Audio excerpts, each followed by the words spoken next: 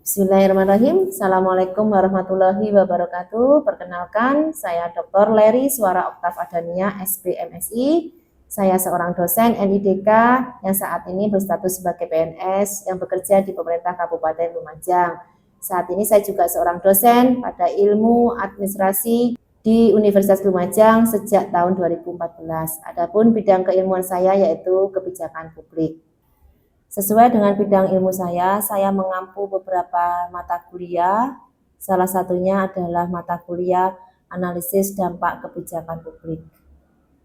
Selain itu, untuk menunjang peningkatan kemampuan bidang ilmu saya juga menulis buku ajar, book chapter kebijakan publik pada bab evaluasi dan analisa kebijakan publik dan melakukan penelitian yang berkaitan dengan analisis dampak kebijakan publik.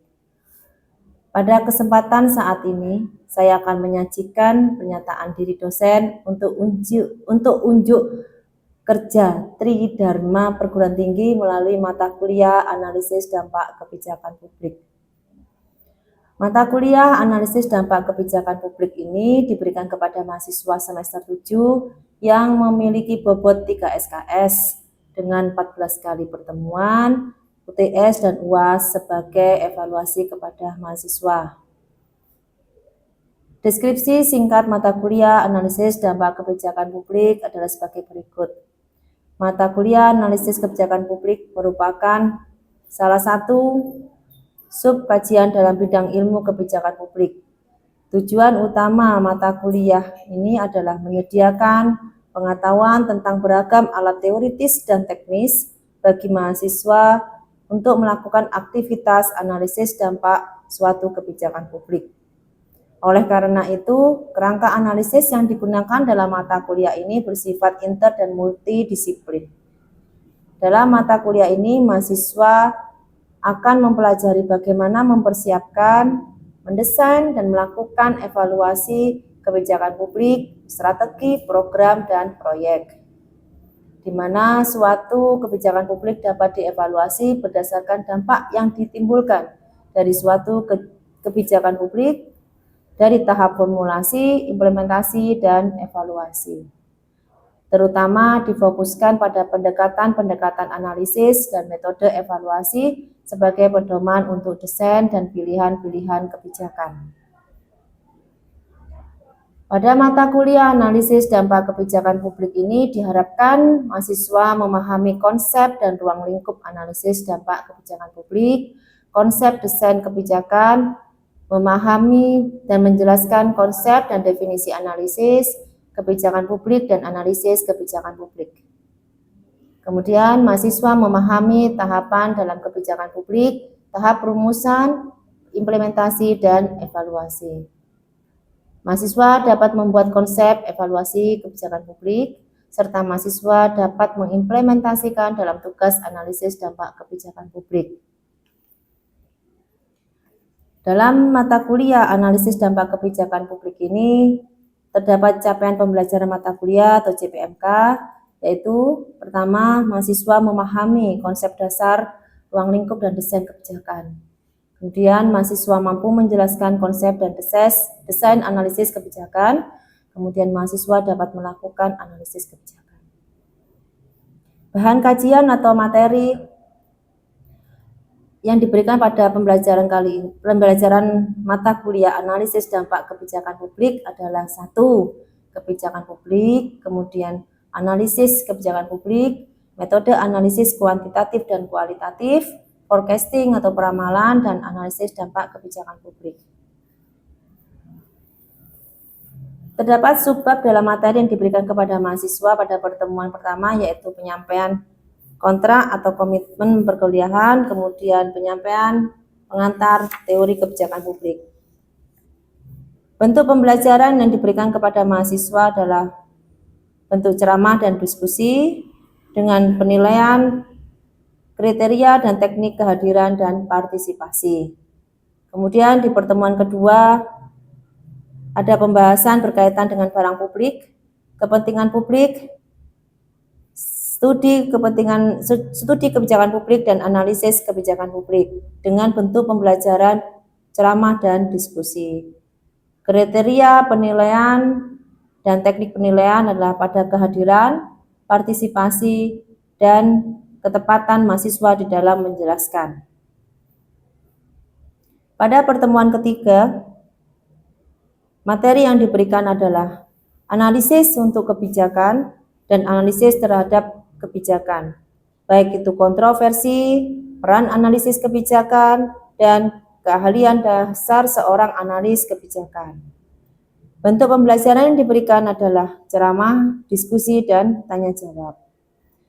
Kriteria dan teknik penilaian kepada mahasiswa yaitu kehadiran, kemudian keaktifan, dan ketepatan dalam menjelaskan.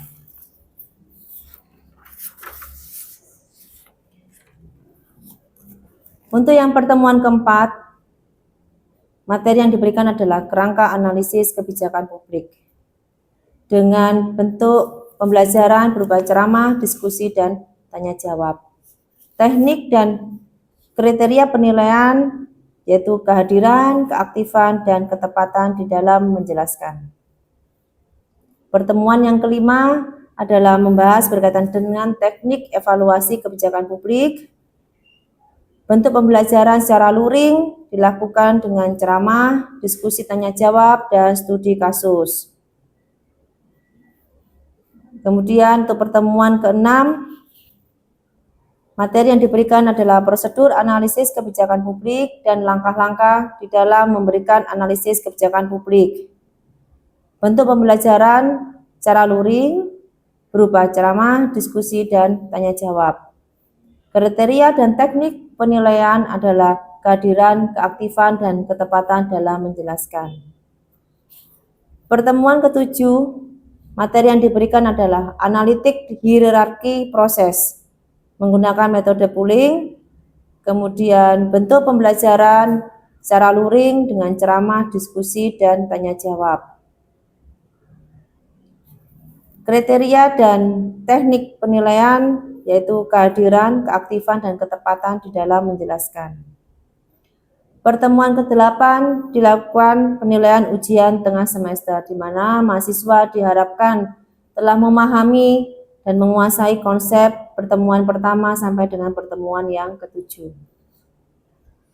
Kemudian untuk pertemuan yang ke-9 dan ke-10, materi yang diberikan adalah evaluasi kebijakan publik, teknik evaluasi kebijakan publik, perbedaan antara policy study dan policy analysis, kemudian forecasting.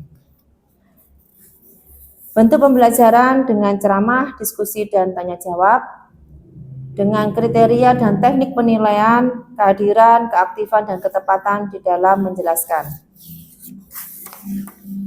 Pertemuan ke-11 dan 12, materi yang diberikan adalah analisis tahapan dalam proses kebijakan publik. Yang pertama adalah analisis agenda setting, yang kedua adalah analisis formulasi kebijakan publik, yang ketiga analisis implementasi kebijakan publik, dan keempat adalah analisis monitoring kebijakan. Bentuk pembelajaran secara luring yaitu dengan ceramah, diskusi atau studi kasus, dan tanya jawab. Dengan kriteria dan teknik penilaian, kehadiran, keaktifan, dan ketepatan dalam menjelaskan. Pertemuan ke-13, materi yang diberikan adalah pendekatan evaluasi kebijakan publik. Yang pertama berdasarkan sistem nilai, kemudian yang kedua berdasarkan dasar evaluasi, kemudian yang ketiga adalah berdasarkan kriteria evaluasi. Dengan bentuk pembelajaran secara luring berupa ceramah, diskusi atau studi kasus, dan tanya jawab. Dengan kriteria dan teknik penilaian berupa kehadiran, keaktifan, dan ketepatan dalam menjelaskan. Kemudian yang pertemuan ke-14 dan 15, materi yang diberikan adalah evaluasi dampak kebijakan publik, kemudian tantangan dan hambatan evaluasi kebijakan publik, faktor-faktor yang menyebabkan kebijakan publik tidak diharapkan. Bentuk pembelajaran secara luring dengan ceramah, diskusi, studi kasus, dan tanya jawab. Dengan teknik dan kriteria penilaian, kehadiran, keaktifan, dan ketepatan dalam menjelaskan. Pertemuan ke-16 adalah penilaian ujian akhir semester, di mana mahasiswa diharapkan telah menguasai semua materi berkaitan dengan mata kuliah analisis dampak kebijakan publik yang telah diberikan pada pertemuan 1 sampai dengan pertemuan yang ke-15. Demikian penyajian berkaitan dengan mata kuliah saya, analisis dampak kebijakan publik, yang diberikan kepada mahasiswa semester 7 dengan 16 kali pertemuan, berupa 14 kali pertemuan tatap muka dan 2 kali evaluasi kepada mahasiswa berupa UTS dan UAS. Berikut cuplikan video pengajaran saya dengan mata kuliah analisis dampak kebijakan publik. Assalamualaikum warahmatullahi wabarakatuh. Selamat sore, salam sejahtera bagi kita semua. Pada sore ini kita akan mempelajari mata kuliah analisis dampak kebijakan publik. Sebelum memulai, mungkin kita bisa berdoa terlebih dahulu. Dipersilahkan.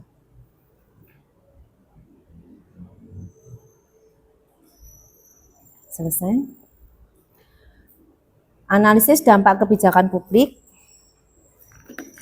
ini berkaitan dengan semester 7.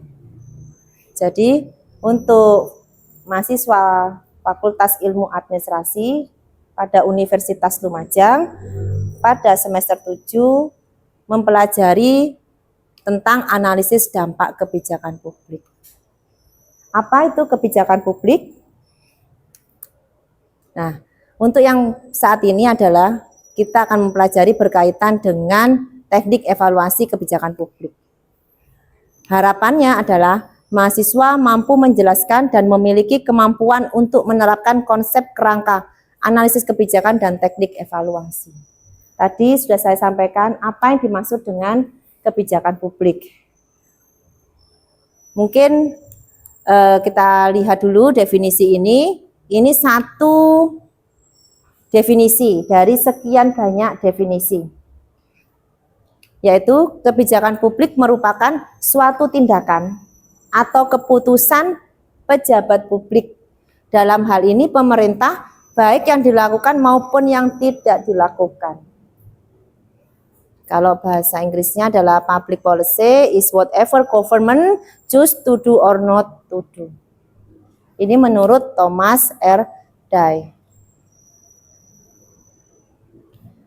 Dari beberapa pertemuan sebelumnya atau mata kuliah sebelumnya, kita ketahui bahwa kebijakan publik itu ada beberapa tahapan. Tahapan yang pertama adalah kita ketahui ada dalam perumusan. Kemudian tahap kedua ada di implementasi. Kemudian tahap kedua di evaluasi. Nah, di sini tahapan perumusan, implementasi, dan evaluasi. Sekarang kita mempelajari berkaitan dengan analisis dampak. Analisis dampak ada pada mana? Ada pada tahapan evaluasi. Ada pada tahapan evaluasi. Nah, di sini. Apa itu evaluasi? Evaluasi dilakukan karena tidak semua kebijakan meraih maksud dan tujuan yang telah ditetapkan sebelumnya. Jadi, kita harus ketahui evaluasi dibutuhkan untuk suatu kondisi before, after. Sebelumnya apa? Sesuai dengan apa? Yang telah ditetapkan sebelumnya. Jadi ke tujuan, kemudian di afternya adalah hasil. Jadi gitu. Untuk mengetahui apakah maksud dan tujuan yang telah ditetapkan sebelumnya itu sudah tercapai pada hasil. Disitulah fungsi evaluasi. Dengan demikian evaluasi kebijakan ditunjukkan untuk melihat sebab-sebab kegagalan suatu kebijakan atau untuk mengetahui apakah kebijakan telah dijalankan meraih dampak yang diinginkan. Apa di situ? Berarti ada dalam hasil. Di sini adalah muncul dampak. Dampak bagaimana? Dampak yang sesuai.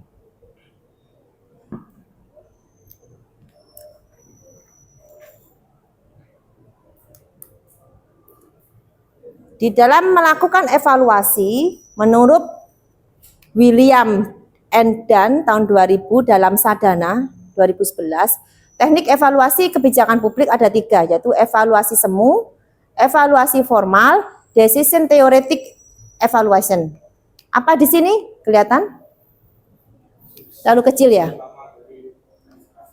Asumsi utama dari pendekatan ini adalah bahwa ukuran manfaat atau nilai merupakan sesuatu yang dapat terbukti sendiri atau tidak kontroversial.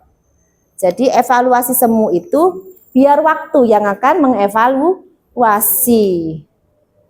Yang dapat terbukti sendiri. Jadi berarti berkaitan dengan waktu. Evaluasi semu. Tadi tanpa ada hal yang kontroversial. Kemudian evaluasi formal, pendekatan yang menggunakan metode deskriptif untuk menghasilkan informasi yang valid dan dapat dipercaya mengenai hasil kebijakan, tetapi mengevaluasi hasil tersebut atas dasar tujuan program kebijakan yang telah diumumkan secara formal oleh pembuat kebijakan dan administrator program. Apa ini? Panjang sekali, bisa memahami ini? Metode deskripsi untuk menghasilkan informasi yang valid. Berarti evaluasi formal ini memang dilakukan secara normatif atau formal. Melalui apa? Melalui metode deskriptif, tetapi yang digunakan harus valid dan dapat dipercaya. Melalui apa ini? Salah satunya bisa dilakukan oleh mahasiswa di saat melakukan penelitian. Karena di situ harus ada valid dan dapat dipercaya mengenai hasil kebijakan. Makanya mahasiswa nanti dapat melakukan penelitian berkaitan dengan analisis evaluasi atau analisis dampak. Kemudian decision theoretic ini. Pendekatan yang menggunakan metode yang deskriptif untuk menghasilkan informasi yang dapat dipertanggungjawabkan dan valid mengenai hasil kebijakan yang secara eksplisit dinilai oleh berbagai macam pelaku kebijakan. Decision ini adalah evaluasi untuk mengambil suatu decision. Ya, oleh siapa? Oleh pelaku kebijakan. Dinilai dulu, jadi hasil penelitiannya atau hasil evaluasinya akan dinilai oleh pelaku kebijakan yang lain.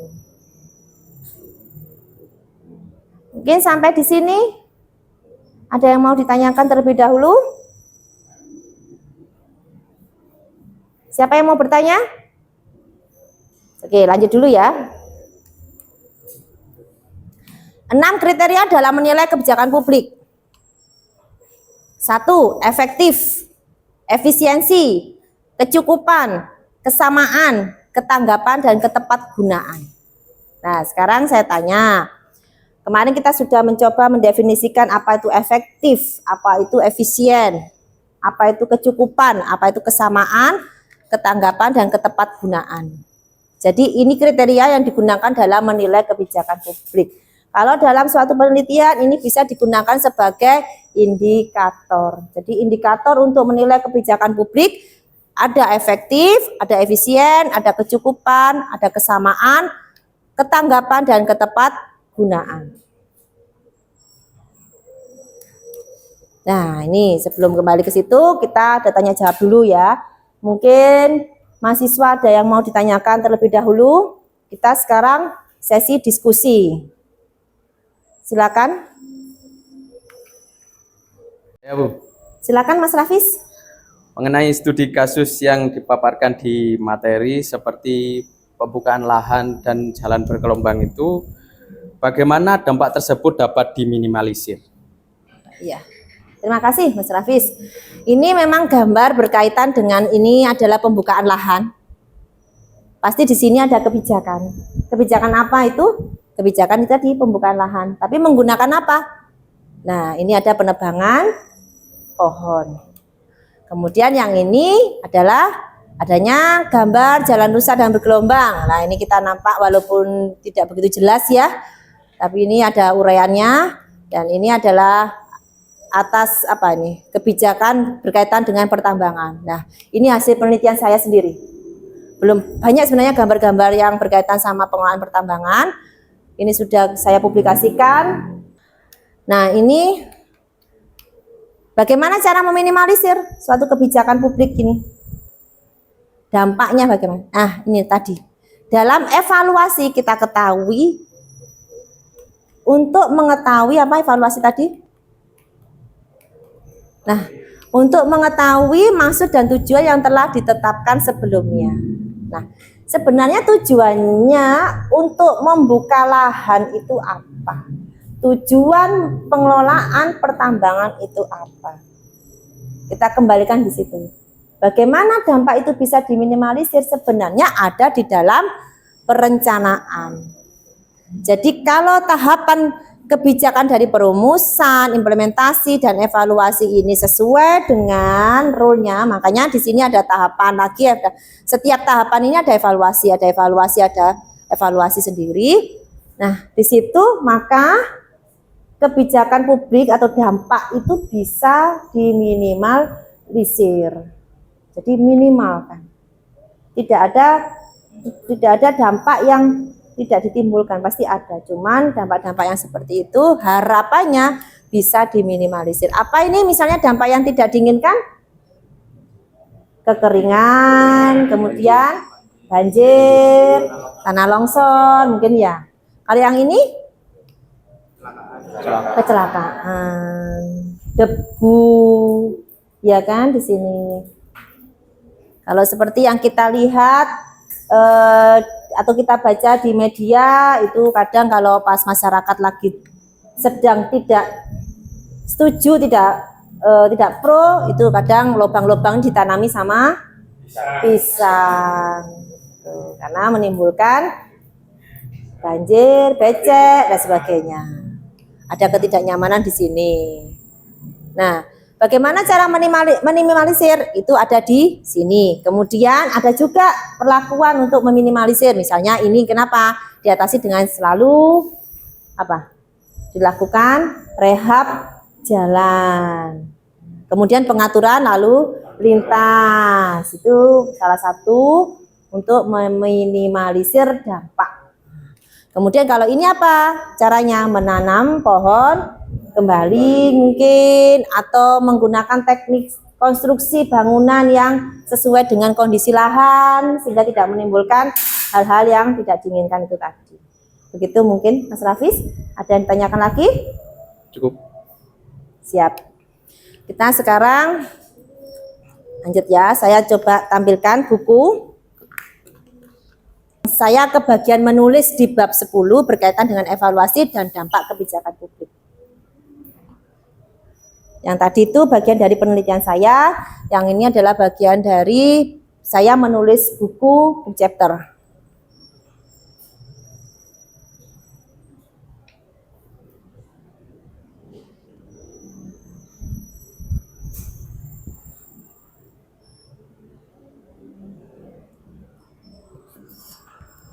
Ini saya tulis ini memang ya. Dampak dari kegiatan pertambangan menurut Muhammad dapat bersifat positif bagi daerah dan pengusaha pertambangan.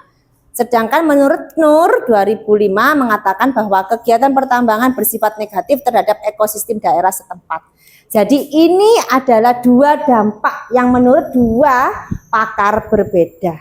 Satu mengatakan bahwa bersifat positif bagi daerah dan pengusaha pertambangan. Sedangkan menurut Nur mengatakan bahwa kegiatan pertambangan bersifat negatif terhadap ekosistem. Jadi menurut tadi itu ya Mas Rafis, tadi itu ada dampak yang positif negatif tadi sampaikan, kemudian ada dampak positif. Jadi yang harusnya diminimalisir adalah dampak negatif. Tadi belum disebutkan bahwa ada pengaruh terkait dengan ekosistem. Tadi kita cuma menyampaikan bahwa berkaitan dengan bencana dan kecelakaan tadi itu ya.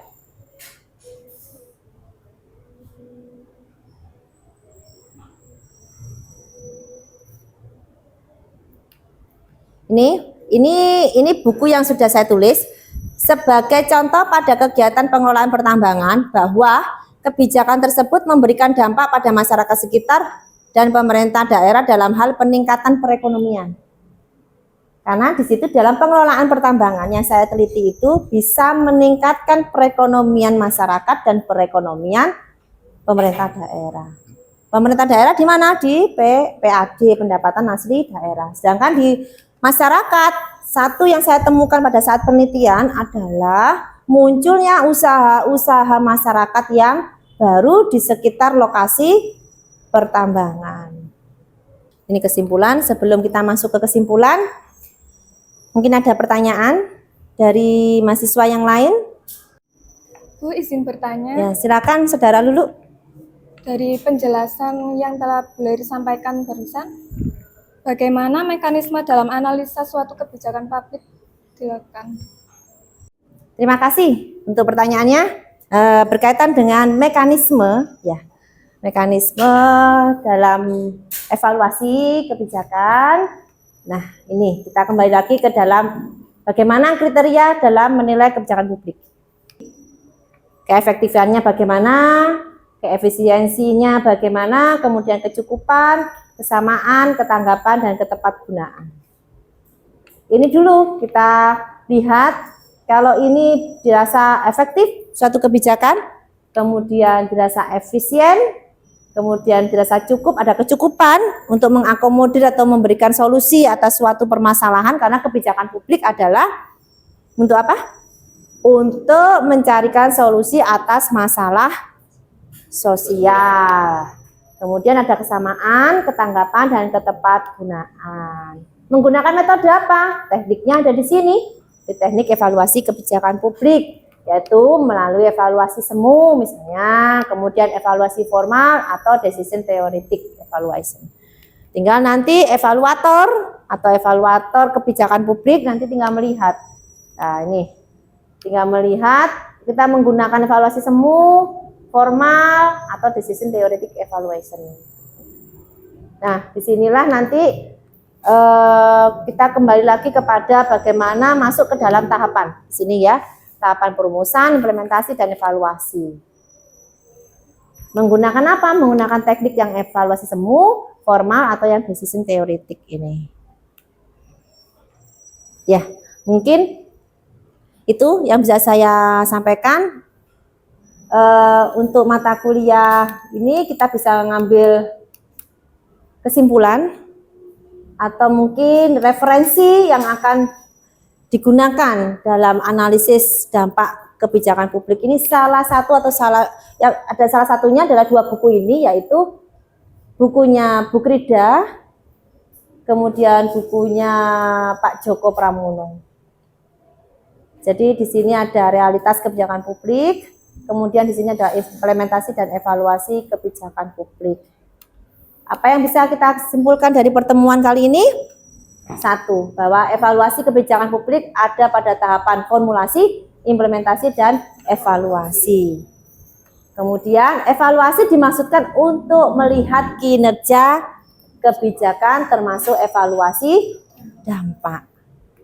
Kemudian yang ketiga, ada teknik dalam melakukan evaluasi kebijakan publik, yaitu teknik evaluasi semu, evaluasi formal, dan decision theoretic evaluation. Mungkin ini yang bisa kita tarik kesimpulan pada perkuliahan sore ini, yaitu perkuliahan mata kuliah analisis dampak kebijakan publik. Mungkin sekian perkuliahan kali ini. Saya tutup, semoga apa yang menjadi pembelajaran kali ini menjadikan mahasiswa dapat menerima dengan sebaik-baiknya dan memberikan kebermanfaatan ilmu. Terima kasih. Wassalamualaikum warahmatullahi wabarakatuh. Waalaikumsalam.